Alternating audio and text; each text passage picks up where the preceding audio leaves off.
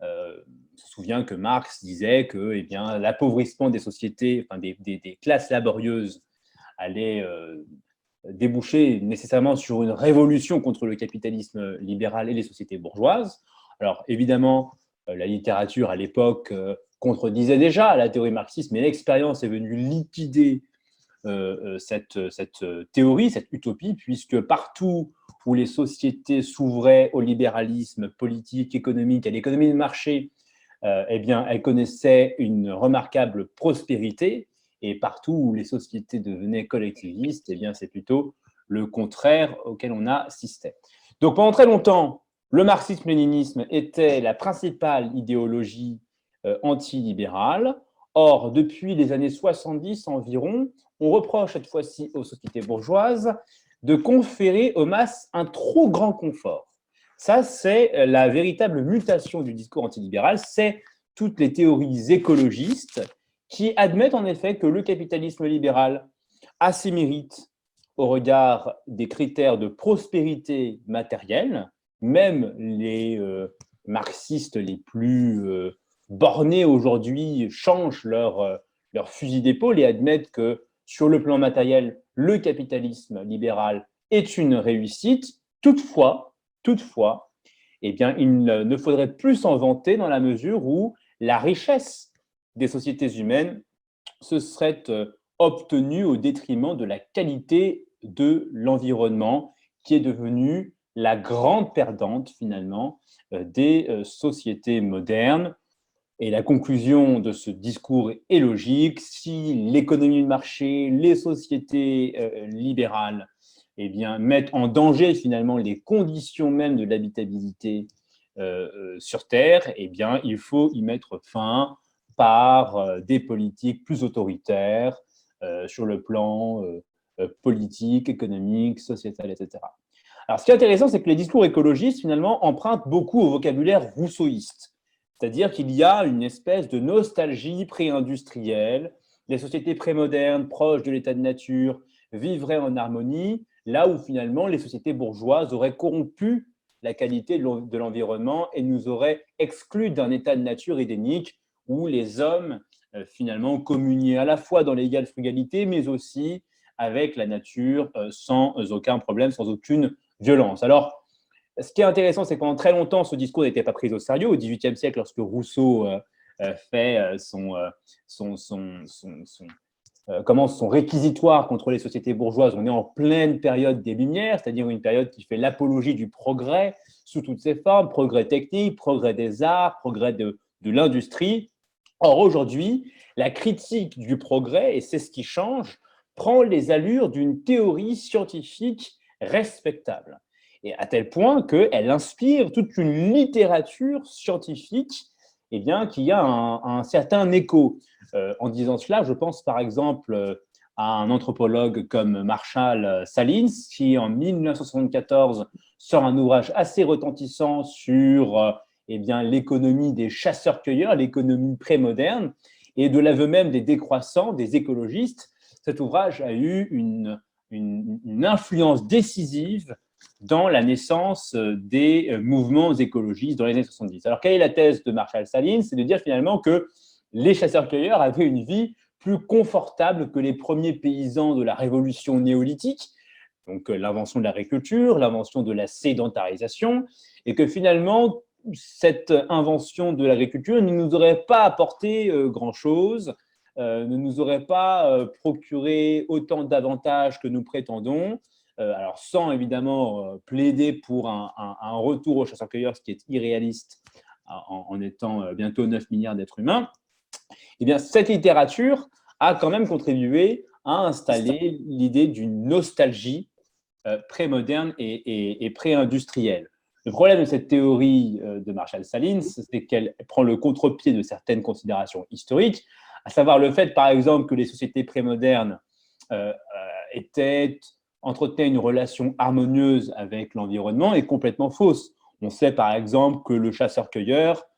pendant la période du Pléistocène, provoquait déjà des extinctions de masse. On pense à l'extinction de la mégafaune du Pléistocène, et ça, il y a des économistes libéraux d'ailleurs, comme Harold Demsetz, qui a montré que Le problème du mode de vie des chasseurs-cueilleurs, c'est qu'en l'absence de propriété, eh bien, il était impossible pour les communautés primitives d'internaliser leurs externalités négatives. Et donc, toute la nature était comme ça une espèce de tragédie des biens communs qui se heurtait en plus à des contraintes malthusiennes très lourdes, puisque les chasseurs-cueilleurs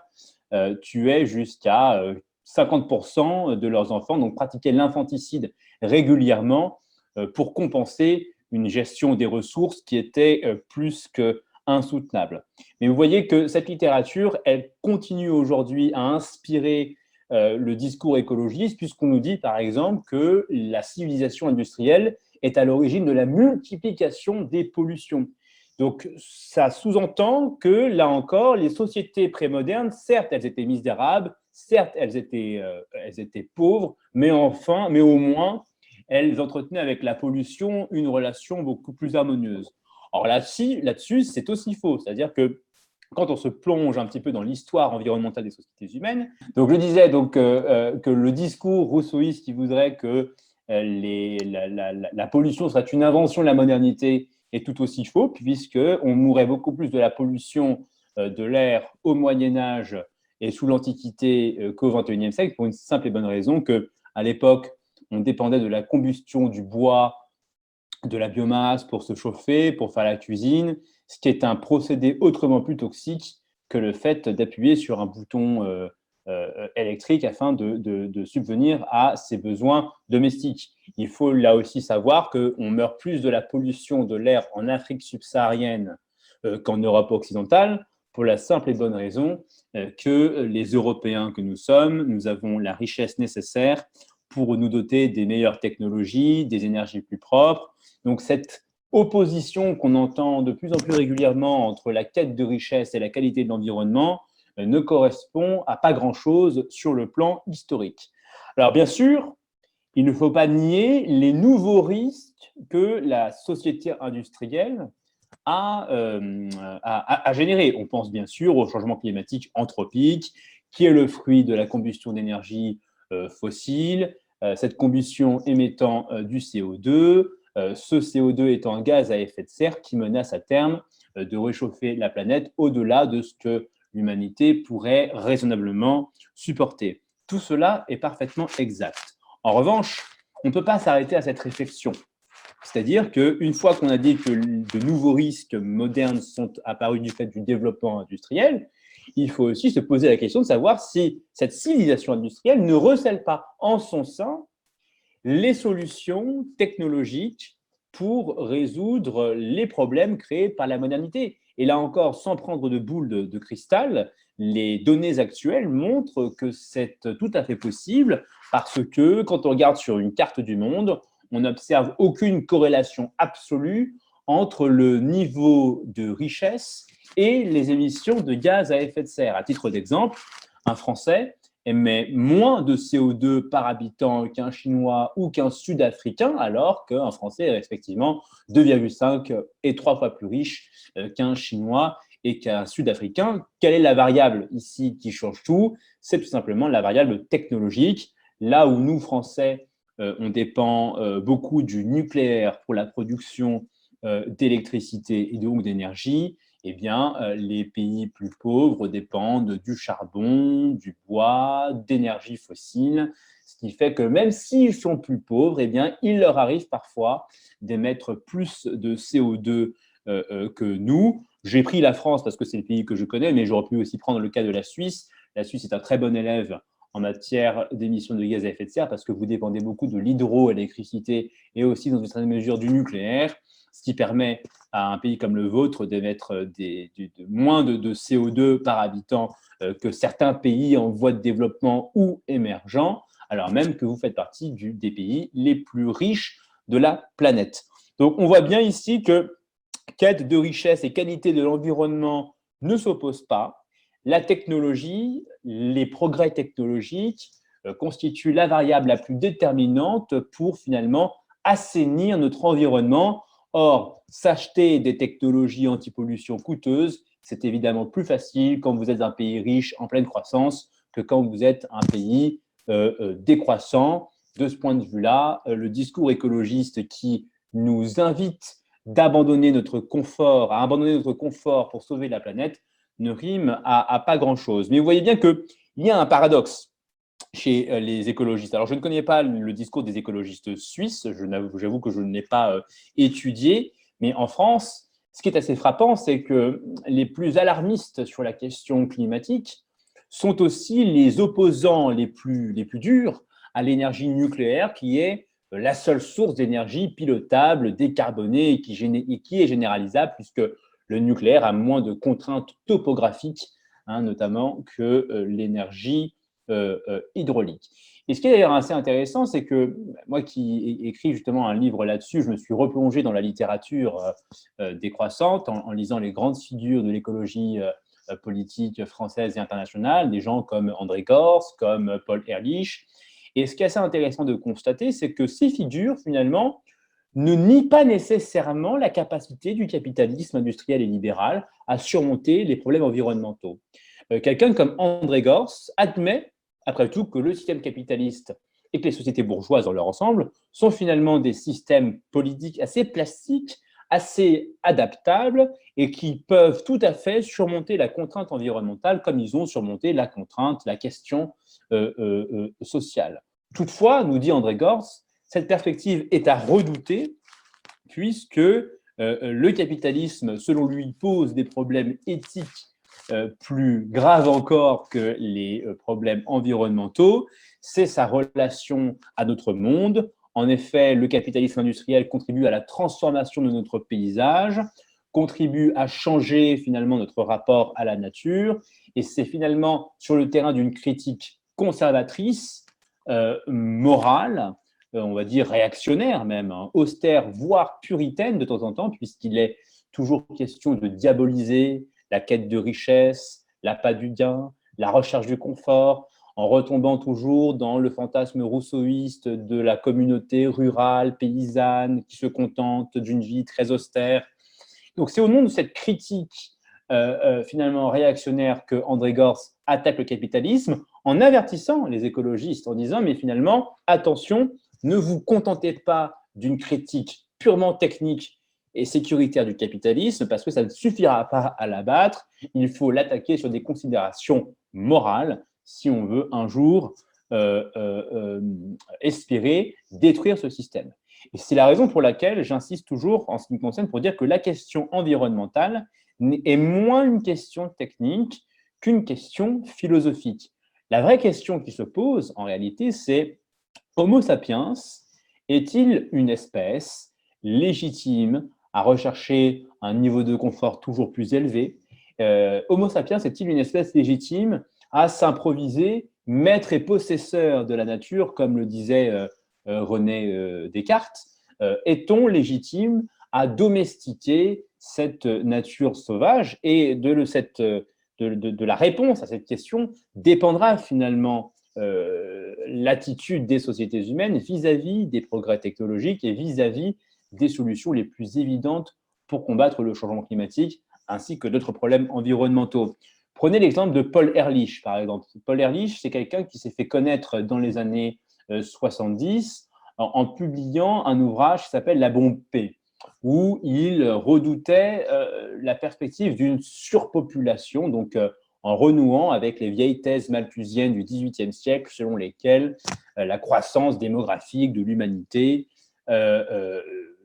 générerait nécessairement à terme des famines, une pénurie de ressources et toutes sortes d'atrocités. Alors évidemment, l'histoire dément les théories malthusiennes depuis 2 siècles. Ça fait 2 siècles qu'on nous parle de surpopulation, ça fait 2 siècles que l'humanité ne cesse de croître en matière, sur le plan de ses effectifs démographiques, et ça fait 2 siècles que la misère recule. Donc on voit bien que la multiplication des êtres humains n'aboutit pas nécessairement à un appauvrissement de l'espèce humaine, c'est même le contraire, pour des raisons que les économistes libéraux, là encore, avaient très bien identifiées dès le XVIIIe siècle, si on prend quelqu'un comme Richard Cantillon, ou le XIXe siècle, si on prend des penseurs comme Frédéric Bastiat ou Jean-Baptiste Say, qui disaient, mais attendez, l'homme n'est pas qu'un consommateur, c'est aussi un producteur. Or, plus il y a de producteurs, mieux c'est, parce que il y a une meilleure division du travail, meilleure spécialisation, marché plus élevé, marché plus grand, pardon. Donc, meilleure capacité d'accumuler du capital, meilleure capacité de se doter d'infrastructures critiques, hein, y compris sur le plan environnemental. C'est la raison pour laquelle les villes, par exemple, ont toujours été mieux dotées que les campagnes en matière d'infrastructures, comme les stations d'épuration, toutes sortes de choses. Ça renvoie à un argument qu'un économiste comme Julian Simon tenait dans les années 80 en disant, mais après tout, plus il y a d'hommes, plus il y a de cerveaux, plus les sociétés sont innovantes, prospères, donc il n'y a pas de surpopulation à craindre. Mais même quelqu'un comme Paul Ehrlich, donc, qui est le grand prophète de la surpopulation, quand on l'interroge, par exemple, sur la perspective de l'énergie nucléaire comme moyen d'atteindre cette abondance durable sans mettre en danger les conditions de vie sur Terre, eh bien, il répond de manière un peu cynique en disant que il est finalement totalement irresponsable, selon lui, de donner à l'humanité une énergie abondante, pas chère, quasi illimitée, hein, pour ce qui est de nucléaire, si en tout cas on crédibilise à terme l'hypothèse de la fusion. Eh bien, ce serait suicidaire, ce serait comme, dit-il, donner une mitraillette à un enfant idiot. Donc, on voit bien là encore que l'objection contre l'abondance durable n'est plus vraiment technique, elle est morale, elle est anthropologique. Est-ce qu'on fait confiance, là encore, dans la capacité de l'homme à se doter d'une énergie quasi illimitée au service de son propre confort? Bien, de mon point de vue, la réponse est oui, pour une raison très simple, c'est que la finalité des sociétés humaines bien, réside dans la recherche du confort matériel. C'est la raison pour laquelle nous ne sommes pas des ermites, c'est la raison pour laquelle nous participons à la division du travail, que nous fondons des sociétés, c'est pour vivre toujours mieux. Alors pourquoi faudrait-il se limiter dans ce chemin vers la prospérité au nom de considérations morales plus que douteuses, d'autant que malheureusement, les débats environnementaux sont parfois un peu trop occidentalocentrés, c'est-à-dire qu'à la périphérie de l'Occident, on oublie encore qu'il y a des centaines de millions d'êtres humains qui aspirent à sortir de la pauvreté, qui aspirent à sortir de la misère, et on ne peut pas répondre à ces gens-là décroissance. Ce serait évidemment un peu cracher au visage des plus pauvres qui se débattent encore avec les fléaux que nous avons su éradiquer par le progrès économique et industriel. Alors, la décroissance, donc je l'ai dit, ne correspond à aucune solution crédible à la fois sur le plan environnemental, sur le plan de la lutte contre le changement climatique, puisque quand je vous parle d'une énergie comme le nucléaire qui, à mon avis, est censé est voué à être la pièce maîtresse de la civilisation industrielle de demain, c'est-à-dire que le nucléaire sera au XXIe siècle ce que le charbon fut à la révolution industrielle notamment. Bien, de tels investissements dans une telle énergie ne pourront pas se faire tout simplement dans un champ de ruines. Il faudra compter sur des sociétés riches pour pouvoir payer des chercheurs, des travailleurs, des technologies, afin de nous garantir un niveau de vie toujours plus agréable sans pour autant mettre en danger notre environnement. Mais la décroissance est aussi une hérésie en matière d'adaptation au changement climatique. C'est-à-dire qu'aujourd'hui, face au changement climatique, il y a la stratégie de la lutte, donc de réduction des gaz à effet de serre, mais aussi une stratégie d'adaptation au changement climatique. Et là encore, la littérature économique est unanime pour dire que les sociétés riches sont davantage protégées face aux aléas naturels que les sociétés pauvres. Exemple tout simple, quand une sécheresse survient dans une région, eh bien, les sociétés qui ont les moyens de mettre en place des systèmes d'irrigation développés, qui ont les moyens d'adopter des pratiques agronomiques innovantes, une sélection variétale qui permettent aux plantes de résister davantage à la sécheresse, eh bien, ces sociétés-là sont mieux armées et connaissent moins de dégâts, voire pas de famine, par rapport aux sociétés qui n'ont pas les moyens de se doter de toutes ces infrastructures. Prenez l'exemple de la montée des eaux. On nous dit que le changement climatique va entraîner une montée des eaux, mais là encore, quand vous regardez un pays comme les Pays-Bas, un pays qui s'est construit justement contre les eaux environnantes, puisque c'est un pays qui est en dessous de la mer pour une bonne partie de de la surface du pays, eh bien, les pays riches qui ont les savoir-faire technologiques, les moyens d'investir dans des infrastructures, là encore,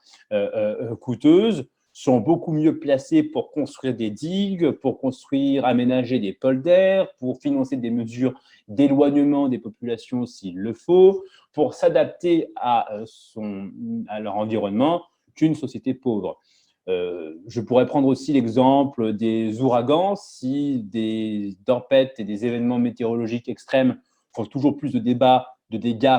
au Bangladesh qu'aux États-Unis, c'est parce que, bien évidemment, aux États-Unis, on a des infrastructures plus solides qu'au Bangladesh. Donc, la question qu'il faut poser aux écologistes qui prétextent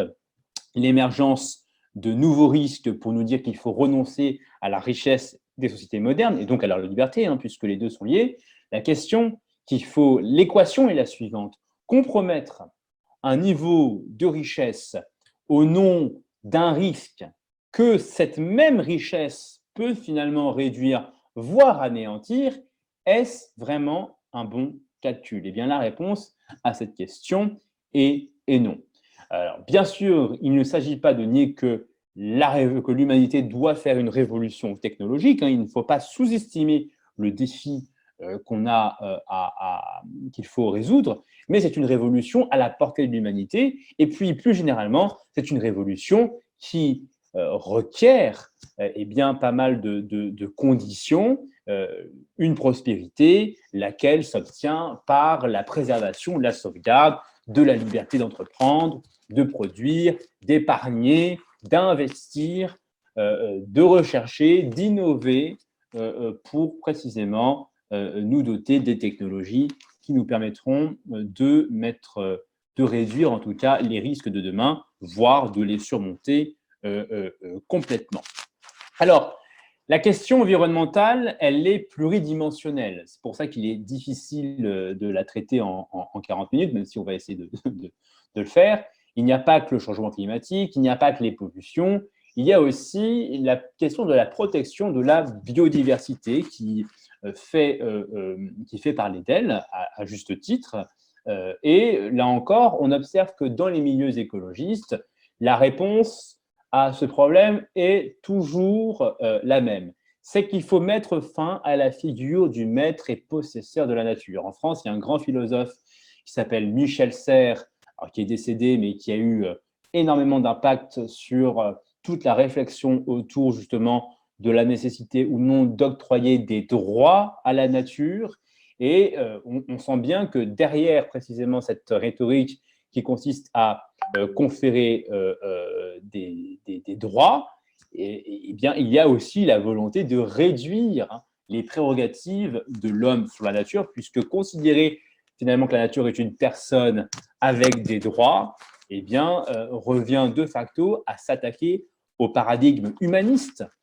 qui sous-tend finalement la propriété privée. La propriété privée, c'est quoi? C'est la libre disposition finalement de la terre, de la nature, des biens que l'homme a en sa possession, et accepter l'idée même d'une propriété privée de la nature par l'homme suppose qu'on accepte l'idée que l'homme soit légitime, comme toute espèce d'ailleurs, à interagir avec son milieu et à disposer de son milieu. Et vous voyez bien qu'aujourd'hui, la législation environnementale dominante en France, dans les pays développés, est inspirée par un paradigme qui pense qu'il faut justement affranchir la nature de l'emprise humaine si on veut la sauvegarder. Alors, à quel point, là encore, ce paradigme est correct? La première chose qu'il faut remarquer, c'est que quand on parle, par exemple, d'espèces en voie de disparition, d'espèces en voie d'extinction, il s'agit toujours, par définition, d'espèces sauvages. Personne ne craint la disparition d'espèces domestiques, personne ne craint la disparition du chien, du chat, de la vache, de la tulipe, puisque par définition, la domestication de ces espèces à des fins sociales, à des fins commerciales, à des fins agricoles, à des fins touristiques, quelquefois, confère aux hommes toutes les incitations à protéger ces ressources, ces espèces végétales et animales. Et c'est la raison pour laquelle beaucoup d'économistes, notamment des gens comme Ronald Coase, disent que la question de la protection de l'environnement et de la nature n'est pas vraiment une question de défaillance de marché, c'est une question de bonne allocation des droits de propriété. Si on parvient à patrimonialiser la nature, alors celle-ci sera valorisée conformément aux souhaits de la société, et c'est ainsi qu'on mettra en œuvre, qu'on conférera toutes les incitations à protéger les espèces qu'on affectionne. Alors, il y a plein de cas d'école qui montrent que cette théorie est tout à fait fonctionnelle. C'est le cas des politiques de conservation en Afrique. Vous savez que l'Afrique est aujourd'hui un continent qui abrite beaucoup d'espèces sauvages, des espèces qui font rêver les touristes occidentaux. Et c'est un continent qui a aussi été le terrain de plusieurs approches concurrentes en matière de protection de la nature. Vous avez des sociétés, des pays comme le Kenya, qui ont mis en place des législations très répressives contre le commerce de la corne de rhinocéros ou contre le commerce de l'ivoire d'éléphant, qui a donc criminalisé tout simplement le fait de disposer des animaux sauvages. Et vous avez des pays comme la Namibie, comme le Zimbabwe, ce n'est pas le pays que j'aime bien citer d'habitude, mais là, il faut bien avouer qu'il a été quand même assez innovant, ou même l'Afrique du Sud, qui ont mis en place une industrie de la chasse au trophée. Donc, il s'agit finalement de vendre des quotas de chasse d'animaux qui sont semi-domestiqués. Ces quotas de chasse permettant de générer des recettes importantes au profit des communautés locales, lesquelles ont plus d'incitation à investir dans la conservation de ces espèces sauvages, jadis perçues comme une nuisance, puisque nous, occidentaux, on ne s'en rend pas compte parce qu'on aime bien fantasmer sur le fait que ces animaux sauvages sont inoffensifs, mais il faut bien comprendre que pour beaucoup d'autochtones, ils sont perçus comme des nuisances. Il arrive par exemple que les animaux sauvages détruisent les récoltes des autochtones. Et là encore, la mise en place de mécanismes de marché de droits de propriété a permis de valoriser des animaux qui étaient jadis perçus comme une nuisance. À tel point que même une ONG écologiste comme la WWF, qui n'est pas bien sûr l'ONG la plus libérale et la plus capitaliste qui soit, admet finalement que cette semi-domestication donne des résultats intéressants en matière de conservation des ressources, pour peu que cette industrie soit bien régulée, qu'elle soit administrée par les communautés locales, qu'elle soit affranchie de la corruption, ce qui n'est pas une tâche aisée, surtout en Afrique subsaharienne, mais c'est une pratique qui est tout à fait efficace pour sauvegarder l'environnement. En France aussi, nous avons des associations qui s'inspirent de ce modèle patrimonial et qui s'amusent par exemple à racheter des terres, à racheter des forêts, pour sanctuariser les lieux achetés, pour mettre à disposition mettre ces terres à disposition de touristes qui voudraient tout simplement bénéficier des avantages récréatifs